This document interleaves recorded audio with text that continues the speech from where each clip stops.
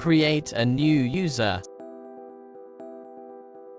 Set a complex password. Check its group assignment. Add the new user to the will group.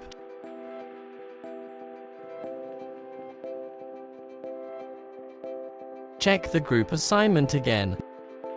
Now the user has gained Sudo privileges. You can also assign Sudo privileges to users by editing the sudoers file. Run this command to edit this file. Locate the line root all equals all. Add the new line just below that line jump cloud all equals all.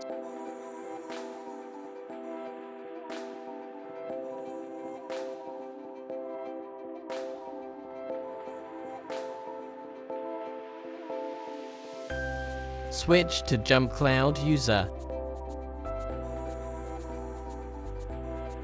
Enter your personal password. Try running it with the sudo command. Enter your newly created password. No error reported indicating the sudo user can run privileged tasks.